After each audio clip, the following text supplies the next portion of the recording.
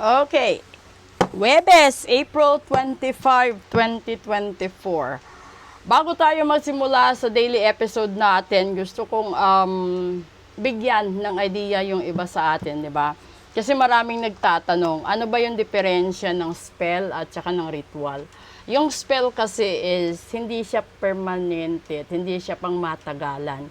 And then, kung titignan ninyo yung mga spell na ganon, is para lang siyang panandaliang manifestations or kahilingan na ibibigay kung deserve mo.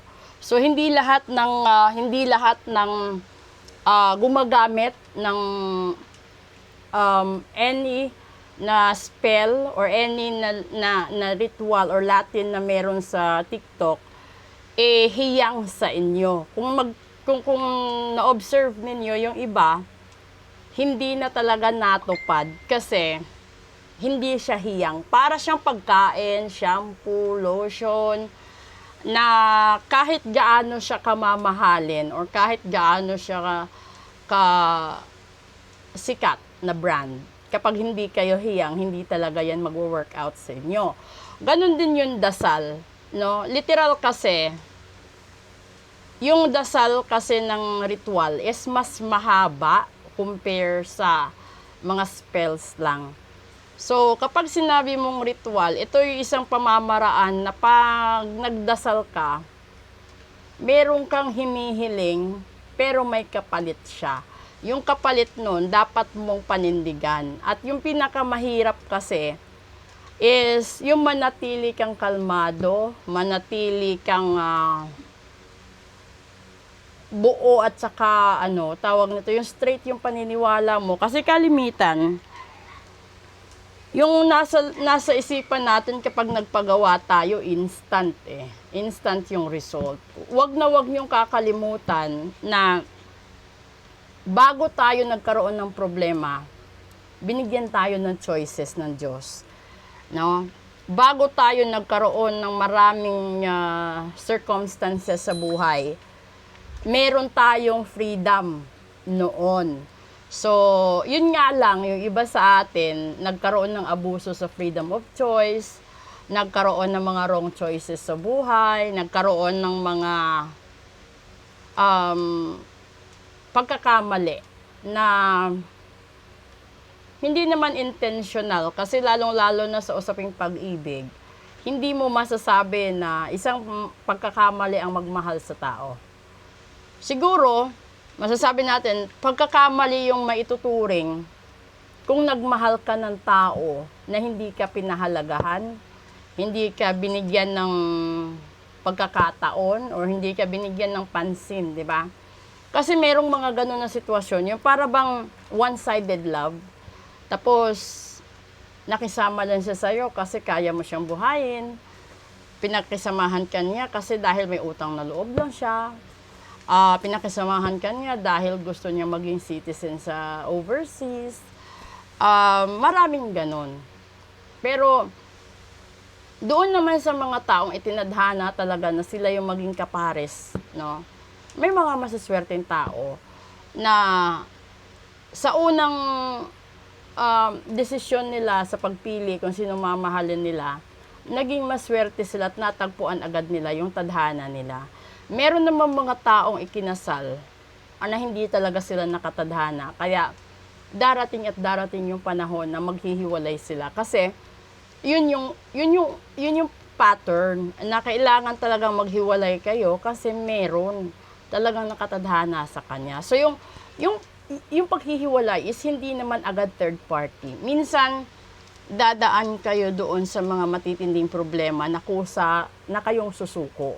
And then, by the time na nag-heal na kayo, doon yung marirealize na iba pala yung nakatadhana para sa inyo. And then, yung iba naman, binibigyan ng sakit para matuto, mauntog sa katotohanan. Yung iba, talagang tinatanggalan ng pera, tinatanggalan ng ari-arian, kaibigan, lahat-lahat, para ma-realize mo na kailangan mo nang tumigil sa pagiging mabait, kailangan mo nang tumigil sa pagiging hero, kailangan mo nang tumigil sa pagtitiwala at sa pag-asa na mamahalin ka rin nila katulad ng pagmamahal mo sa kanila dahil binibigay mo ang lahat. Kasi nandoon din yung pagkakamali doon eh. Andoon yung pangungonsinti mo dahil mahal mo. Pero it will be too late na marirealize mo, di ba, na hindi pala tama. Mali yung kinahihinatnan, mali yung resulta. Mapamagulang ka, breadwinner, no, asawa, lahat dapat yon pinag-isipan mo bago mo suungin. Kasi katulad ngayon, kung meron kang problema sa love life mo, sa negosyo, sa pag-aaral, sa pamilya mo, bago pa man dumating yung problema na yan, marami na dapat isaalang-alang. So, yung pinakamaganda ko sigurong ibibigay sa inyo sa lahat-lahat ng gustong magparitual at sa gustong pang magpapareading, no? Huwag niyong asahan na lahat ng lalabas ay puro kabutihan at kagandahan. Dahil yun dapat niyong paghandaan kung may lumabas sa baraha, sa reading, sa ritual na katotohanan. Kasi lahat ng blessings given yun. Wala kang dapat ipag-alala dun, blessings na yun eh. Kung deserve mo matanggap yan ng buo at sabay sa iisang panahon at pagkakataon, deserve mo yan. Pero, kung merong nagparitual na mabagal ang improvement, ibig sabihin nun, yung nag-utos na nagparitual, may pagkakamali, may pagkukulang, at may kasalanan. Diba? Bakit ko sinabing pagkakamali, pagkukulang, kasalanan? Iba yung pagkukulang. No? You did your best but you missed something. Yung pagkakamali naman is nagtiwala ka, no? Umasa ka. Tapos yung iba naman pagkukulang, pagkakamali, pagtitiwala, may mga ganun eh. So, hindi mo masasabi na kapag nagparitual ka, ura-urada gagana. Kasi nasa sayo yan. Kailangan mong matanggap muna ang sarili mong pagkakamali, pagkatao mo, bago ibigay ng panata ang gusto mong mangyari sa buhay mo.